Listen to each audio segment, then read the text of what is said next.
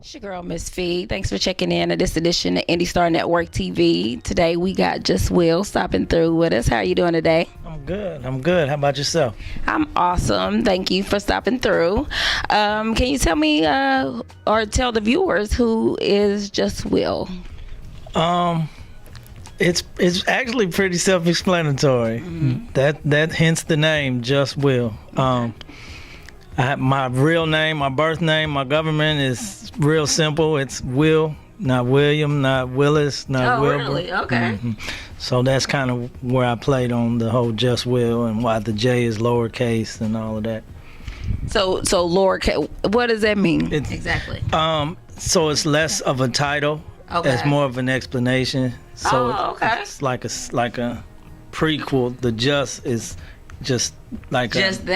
Adjective. Yeah. That's deep. Okay. I wasn't aware that's what that means. Okay. So what is it that you do exactly? I understand you do poetry, but then you're also a promoter. Is that safe to say? I've been called a promoter. I say an advocate, an artist advocate, because I only promote events based on artistic, different genres of art, live music, and then poetry events, of course, and it's always catered to the actual artist, not so much as me just trying to make a buck, because a lot of times they make more than what I make on the events. So, and I noticed like on a lot of your events, it's always like artists that have some form of like standard substance quality, as far as their entertainment. Yeah, usually it's somebody that we hold in high regard. Yeah, definitely. So can you tell me a little bit more about the Greenhouse Effect? That's a bi-weekly open mic. It's every other Friday. Okay. It's not, a lot of times people have first and third or second and fourth, but it's literally every other Friday. So it just depends on when it falls. We have poetry, comedy. We have 3 different hosts. Their hosts. We have Amber James, we have Chicken Hawk, and Donald for Show Martin. Oh, okay. It's just comedy, and we have catered food. It's a BYOB event. Yeah, so, Yeah, it's usually a good That'll time. Work. Yeah, I stopped by there, and I was just in awe because it just reminds you, takes you back to like the old school poetry spots, when poetry was good and you look forward to, going to wherever it was at, hole in the wall, the basement, wherever, just to hear it. Yeah, it's definitely got like a cafe feel, even though we hold it in the beauty salon. Yeah. But it's we try to stay real organic as far as the type of ambiance that we bring. Right. Yeah, definitely. So what's going on with Beyond Music? Okay, that's a monthly set. Every last Sunday of the month, we have a house band, the Jasmine, and then we also bring in a featured artist and a featured poet. And going into the next year, we're going to actually feature some comedians. Okay. And bring in some different vocalists, but we also showcase vocalists, and we have a small open mic. We call it a closed list open mic. Usually our list is full about a month ahead. Wow, that's impressive. And so it's like 6 poets, a featured poet, and a vocalist. It's pretty good time. Okay, so you got to sign up in advance for that. Yeah. That'll work. So you being a poet yourself, what inspires you and the type of pieces that you do? You know what? Just life experience, and sometimes if it's not my own personal experience, it's just things that I've witnessed or other people's experience that I've actually witnessed. But for the most part, just life experiences. I have poems about so many different things. Yeah, all over. Is there anything that you say that you don't touch about, or as far as on the personal aspect of things, but then also in regards to kind of like social issues? There's nothing that I shy away from. there are things that that a lot of artists may dabble with that don't necessarily inspire me. Right. But I strictly write based on inspiration. So it's never, if I don't write about it, it's not personal. Like when my sister passed, it took about 3 years before I actually wrote a piece about it. Just because it had to come to me in a creative, in a creative manner. I didn't want to just write it just for the sake of writing it. I still wanted it to have some artistic integrity. Yeah, because when I started out writing poetry, I can't say that I'm a poet today because I'm a little rusty. But when I started out, writing poetry, it's like I would write what was on my heart for people, like maybe for their birthday or something like that. And then it's like people are like, well, for my birthday, don't give me nothing, write me a poem. And I'm like, well, I mean, it's not gonna have the same effect because I wasn't thinking like that. You know what I'm saying? Like just yet, know. But let it come to me. So. Everybody's muse comes from a different place. It does, definitely. So tell us a little bit more about your CDs that you have put out, your poetry CDs. Okay, I have 3 CDs. I have two EPs. One has 8 tracks.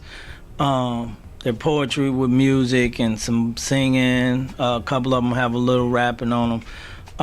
But they're all poetry. Okay. And then the first one is called Poetry, Now That's Gangster. Then I have another one that has 10 tracks, and that one's titled Get Rich or Die Writing. And then the last one has 20 tracks, and that one's titled Evening Service. And that one's got like features from Renee King, Dion Forever. Yeah. Some real nice artists featured on. Yeah.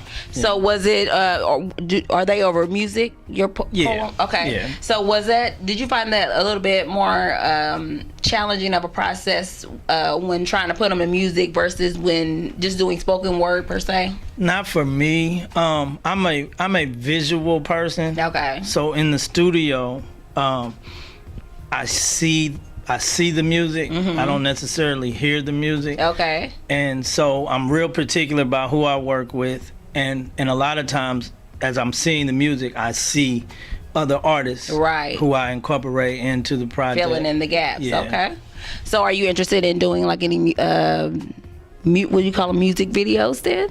Yeah, that actually is my plan. I just gotta get my ducats lined up. Yeah. Okay. Which would you begin with?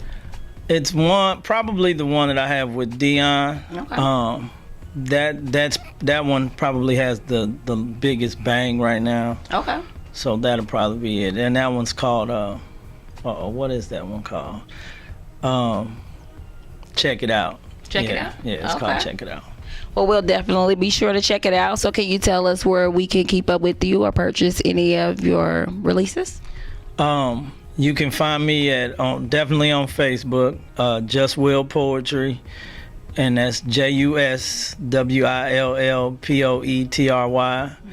And also you can follow me on Instagram under JusWill Poetry. Okay. Well, we'll be sure to do that. Do you got a piece for us today? Yeah, let me think. Okay. Coming right up, be sure to check out JusWill Poetry, attend some of his events, log on a month in advance if you want to get down at the Greenhouse Effect or Beyond Music Movement. So stay tuned for all he has to come. Thanks for tuning in. You are the omnipotent's greatest creation. They say you were thought of before there were thoughts of civilization. I've heard ancient tales of you deriving from my side and stories of you regenerating Osiris each time he died. If I'm correct, I was told that you're my rib. But honestly, I think that's a fib. I believe you're why I live. You are my mother.